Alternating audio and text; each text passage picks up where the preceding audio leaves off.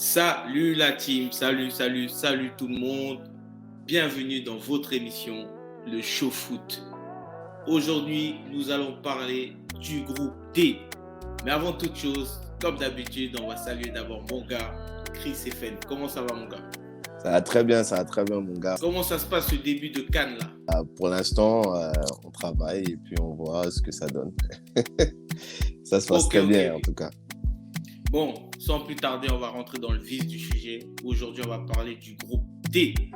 L'Égypte, l'équipe la plus titrée de cette Coupe d'Afrique des Nations. L'Égypte, composée aussi du Nigeria, qui est 2 fois vainqueur de la compétition aussi, et un sérieux prétendant au moins au dernier carré. Guinée-Bissau et du Soudan.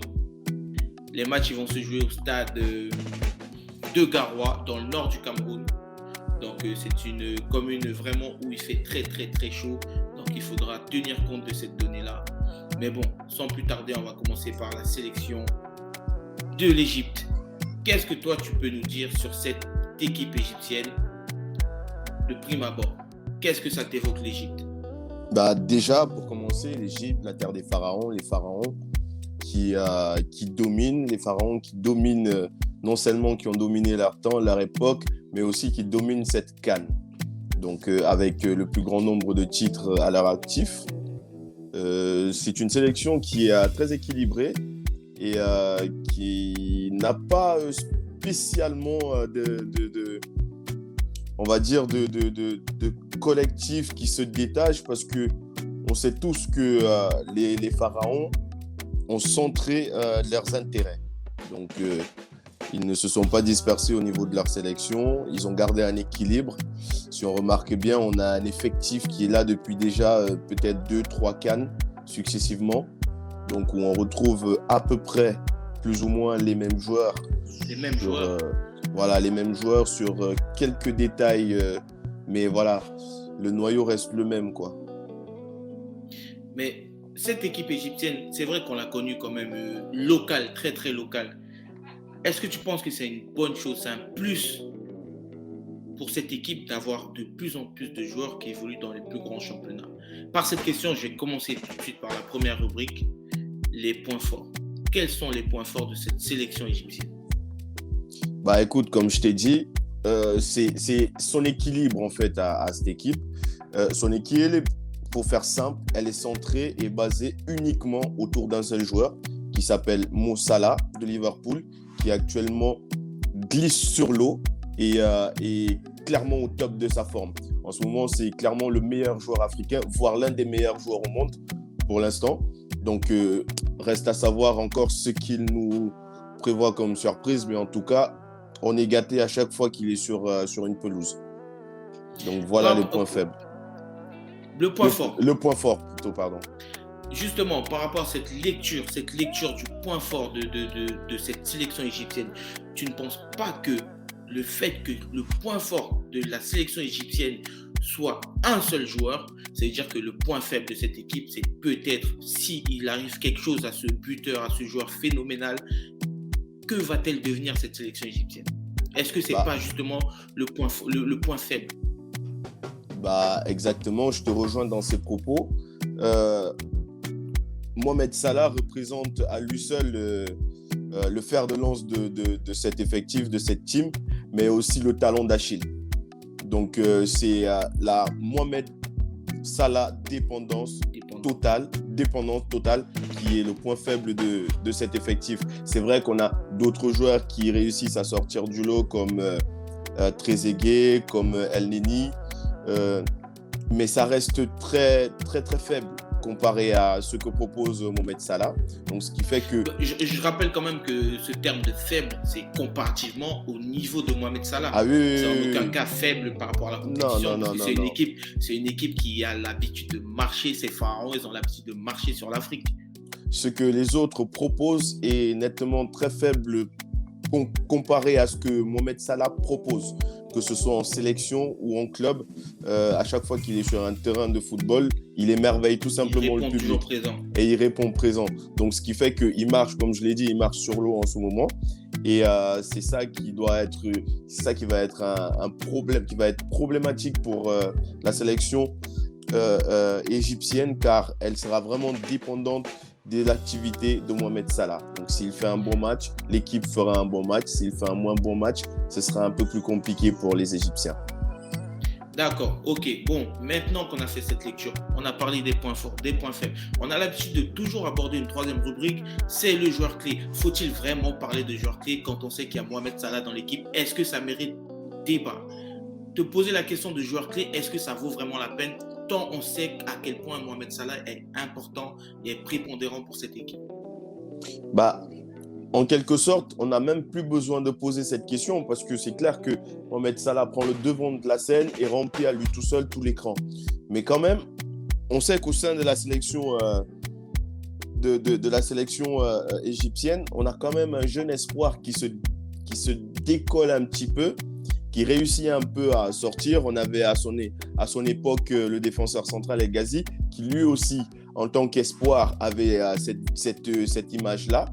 Donc aujourd'hui, et qui avait répondu aux attentes, on sait notamment lors de la CAN 2017. Et cette CAN-ci, on en a un nouveau qui va sortir. Donc c'est un jeune ailier qui joue à Wolfsburg. Donc ça sera Marmouche, qui sera l'espoir de cette nation-là. Et peut-être même que ce jeune joueur va permettre à Mohamed Salah d'enlever un petit peu ce poids qui pèse sur ses épaules et qui va peut-être lui permettre de faire encore des prestations encore plus bonnes. C'est exactement ça. En tout cas, je crois qu'on a fait le tour sur cette sélection égyptienne. Maintenant, on va passer à la sélection qu'on connaît bien, la sélection qu'on a vaincue lors de la Coupe d'Afrique des Nations 2000, la sélection voisine, la sélection qui est vraiment notre alter ego côté anglophone. Donc, c'est cette sélection du Nigeria. Le Nigeria, qu'est-ce que tu peux nous dire par rapport à cette sélection nigérienne qui, malheureusement, par rapport à l'époque, il y a 15-20 ans, n'a plus des joueurs aussi flamboyants que pouvait avoir Nwankwo Kanu, J.J. Okocha, Finidi, etc., etc. Qu'est-ce que tu peux nous dire par rapport à cette sélection du Nigeria? Alors déjà, il faut savoir que la sélection nigérienne, c'est une sélection qui a établi de nombreux records concernant la CAN.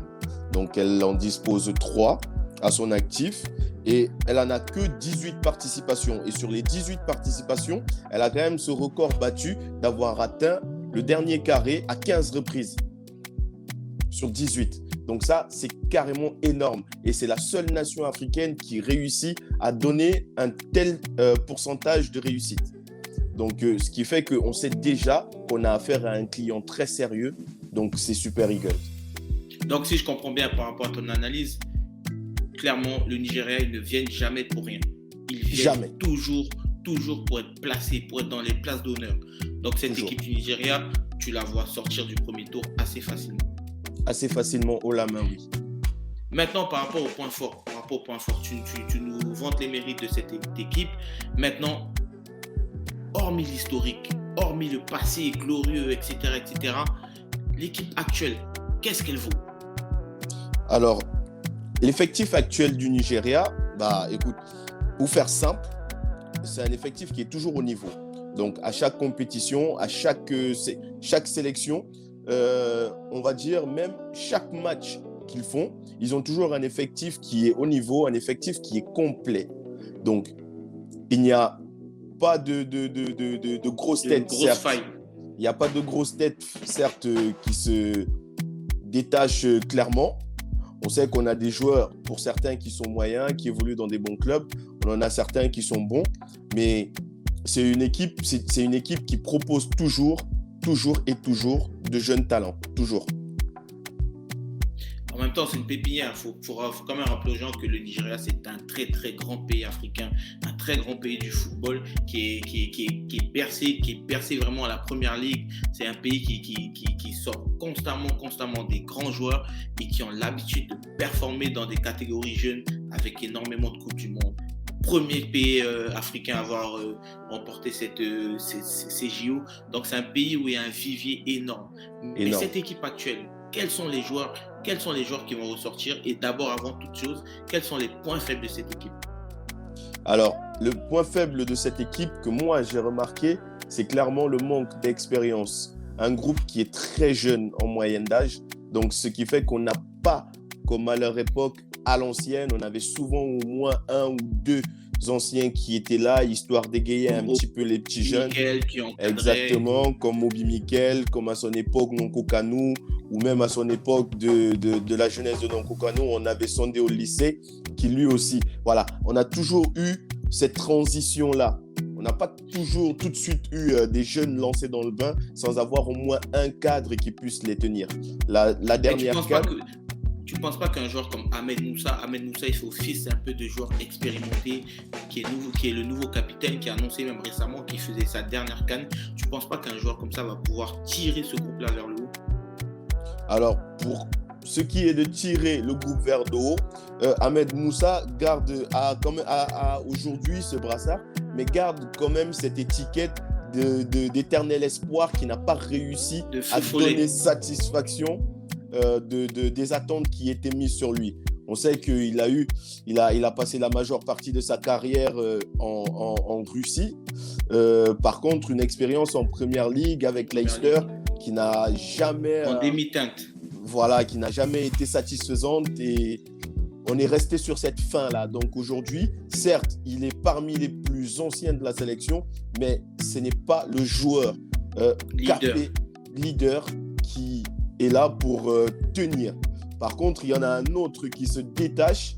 Mais donc là, on va vraiment parler. Donc là, en effet, suivante. Tu me tends la perche, c'est génial, c'est magnifique.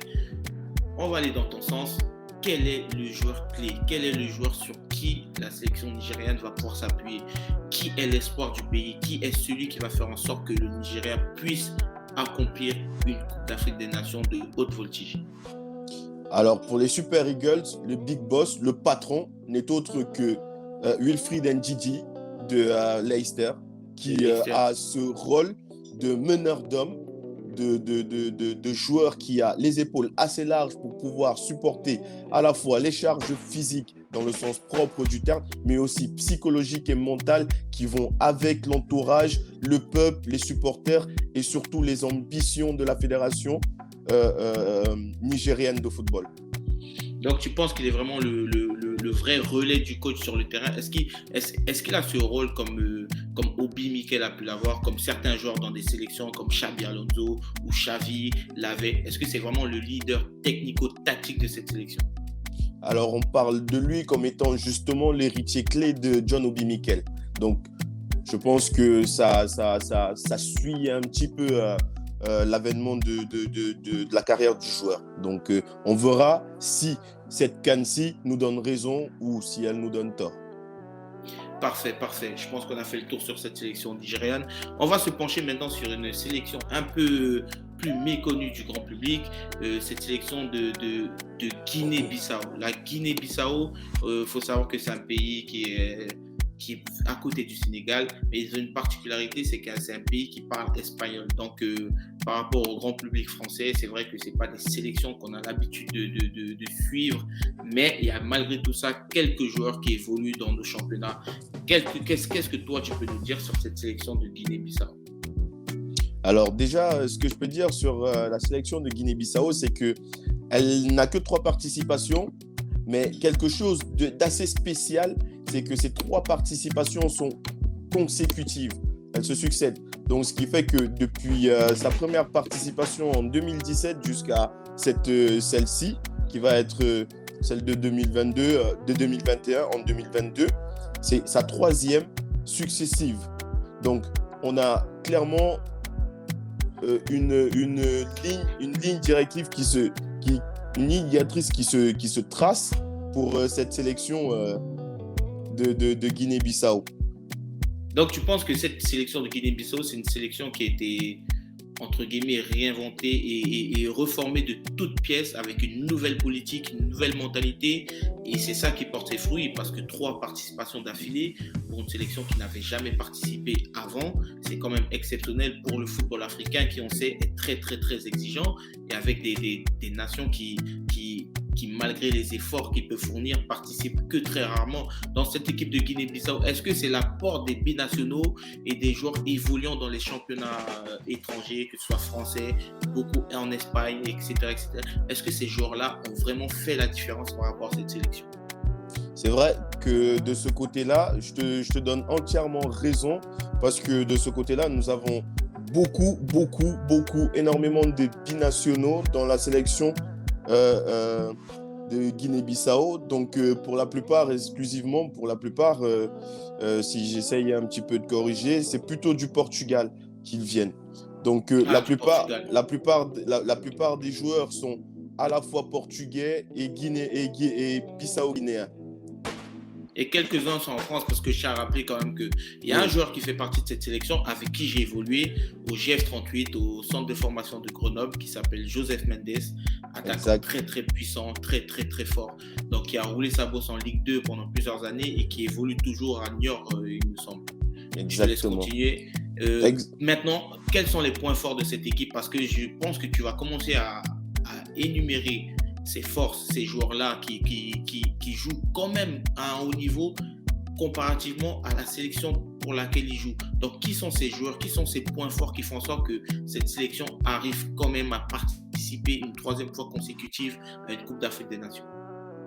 Alors, pour commencer, comme tu l'as dit, il y a beaucoup de binationaux, beaucoup qui évoluent dans certains bons championnats européens, beaucoup qui évoluent en France. Donc, on se rappelle, on a des noms qui en ressortent. On se rappelle, en 2017, on avait l'Afrique découvrait le jeune Piketty avec sa vivacité, sa technicité balle au pied, un ailier très virevoltant qui donnait beaucoup de mal aux latéraux. Il sera bel et bien présent, encore une fois de plus, pour pouvoir continuer dans sa lancée. En France, on a beaucoup de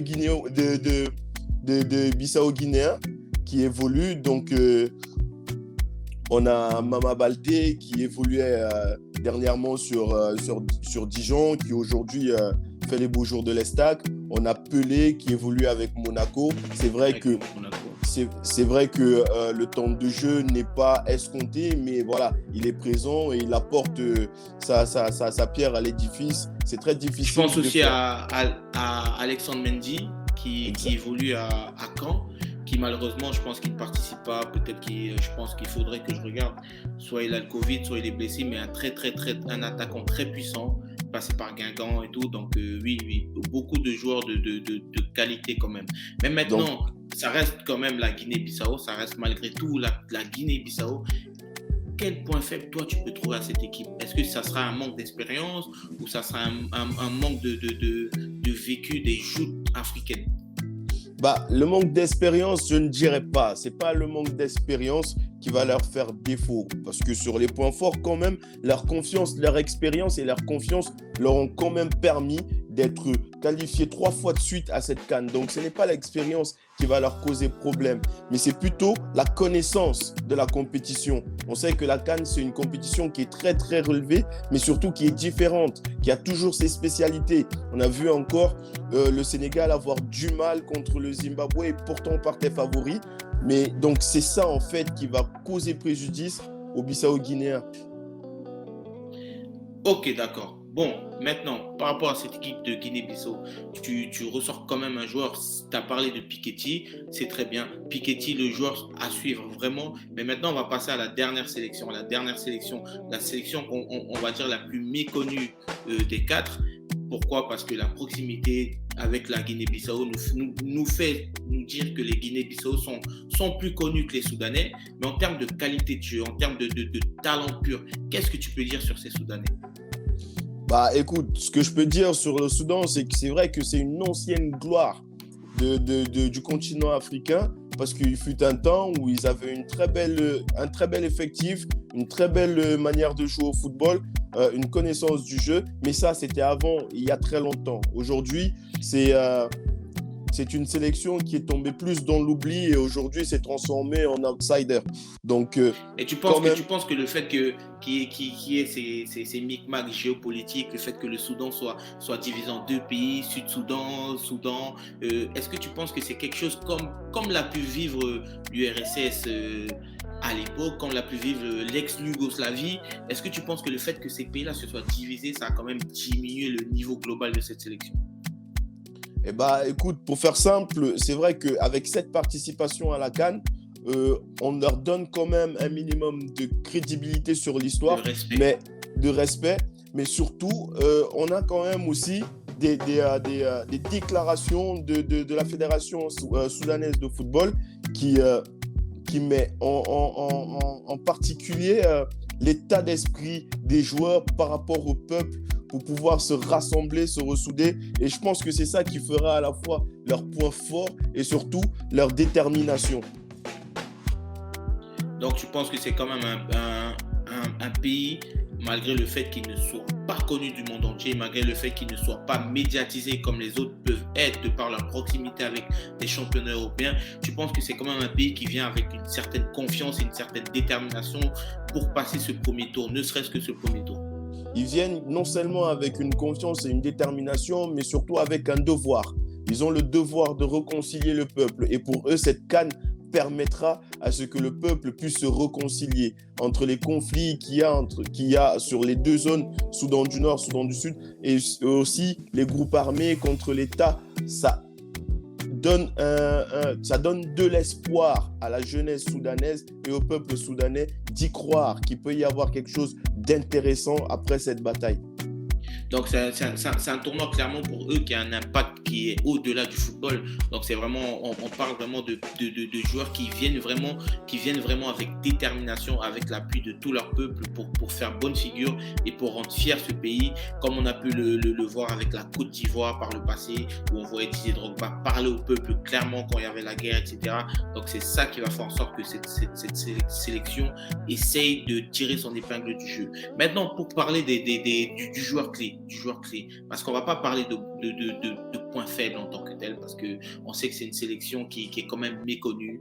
On ne va pas faire semblant de les connaître et tout en fond en comble, mais par rapport aux joueurs, est-ce que tu nous ressors un joueur sur lequel ce peuple pourra s'appuyer? Alors, sortir un joueur sur lequel le peuple pourra s'appuyer, c'est chose qui est quasi impossible, car la plupart des joueurs, 100% de l'effectif du Soudan évolue localement. Donc, ils sont tous dans le championnat du pays. Donc, c'est une particularité chez eux qui leur donnera aussi ce côté-là de tous mieux se connaître les uns avec les autres. Donc, moi, je dirais plutôt que c'est l'effectif 100% local qui, lui, sera à dégager du lot. Clairement une équipe à suivre, ce Soudan, ne serait-ce que par rapport au fait qu'on ne connaît pas, qu'on n'a pas d'informations sur elle. Donc, c'est la curiosité. Donc, on a hâte de voir ce que ça donne. On a hâte de voir que les équipes commencent à en découdre. Donc, voilà. Bon, en tout cas, je te remercie pour cette analyse sur le Soudan. Toujours des équipes un peu inconnues, mais on arrive toujours à dénicher des trucs. Et ça c'est chaud. Ça, c'est chaud. Ça, c'est du foot et ça, c'est chaud. Bon, maintenant, on va passer à notre rubrique, je n'ai pas envie de dire favorite, mais une de nos rubriques préférées, c'est les pronostics. Les pronostics, je rappelle qu'on a fait des pronostics. Plusieurs matchs se sont déroulés déjà. Et je pense que tu mènes au score. Je crois que tu as beaucoup de bons résultats. Tu as eu bon sur le Sénégal. Tu as eu bon sur le Maroc. Je pense que la seule équipe sur laquelle on s'est trompé, c'est nos amis comoriens. Malheureusement, les Comoriens n'ont pas pu faire la différence face au Gabon. Et je pense que l'absence d'Aubameyang aussi, peut-être que ça c'était un bien pour un mal. Mais ça, on reviendra là-dessus. Par rapport au pronostic du jour, les matchs, je me mouille. En premier, Nigeria-Égypte. Je pense que ça sera un match très disputé, très difficile. Mais je vois un match nul, un partout. Pourquoi un match nul? Parce que je pense que c'est la première journée. Les deux équipes vont se jauger. Et je pense que les adversaires suivants seront beaucoup plus à leur portée. Donc, je ne sais pas s'il y a une équipe qui va se livrer. C'est l'entrée dans la compétition. On a vu que les premiers matchs étaient quelque peu hachés, quelque peu disputés. Donc, moi, je vois un match nul. Par rapport au deuxième match, je vois une victoire du Soudan. Voilà, c'est ça. Je vois une victoire du Soudan parce que c'est une équipe sur laquelle on n'a aucune information et c'est une équipe qui peut surprendre. Et je rejoins aussi tes arguments. Même si j'ai fait mes pronostics avant, tes arguments m'ont conforté dans mon sentiment que le Soudan, c'est une équipe qui joue vraiment avec le cœur, qui joue vraiment avec l'âme et qui joue avec des enjeux qui dépassent l'entendement.